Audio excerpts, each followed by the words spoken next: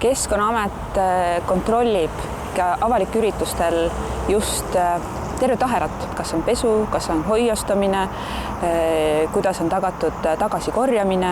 Aga me oleme ka teinud ennetavat tegevust nii-öelda, et saatnud kirju korraldajatele, pika nimekirja, suurimatele siis kohalikud omavalitsused, sest me näeme ka, et nendel on suur roll siin täita oma lubade väljastamisega, kui palju nad panustavad ka seal järelevalvesse ja palju nad panustavad lubade väljaandmisel just korduskasutusnõude temaatikana. Ennekõike me rõhume ennetavale tegevusele, aga kui me sattume rikkumise otsa, siis on siin inspektorid kaalutletud otsus, et alustada menetlus. Ja menetluse puhul ongi see, et seal võib olla ju erinevaid osapooli. On see korraldaja, kas ta on piisavalt korraldanud, on see toitlustaja, kes tuleb oma ühekordsete nõudega.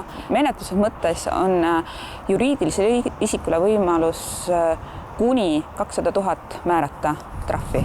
Kui ürituse korraldajal on kõik kontrolli all, tal on nõuded paigas, ta on seda rõhutanud, mis juhtub siis, kui ka rikutakse neid nõudeid, siis tegelikult see üritus on juba väga hea üritus. Minul on käes praegu nõud, mis dokumentide järgi, vastavusdeklaratsioonide järgi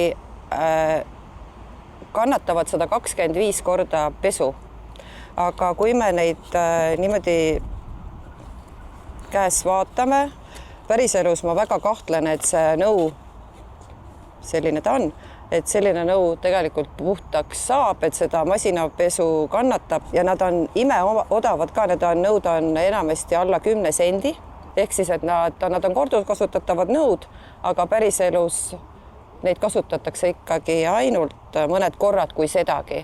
Et meie mõte on küll, et kui me kasutame korduskasutatavaid nõusid, et las nad siis olla ka visuaalselt sellised, et ma usun tõesti, et sa pärast üritust korjad need nõud kokku ja pesed ära.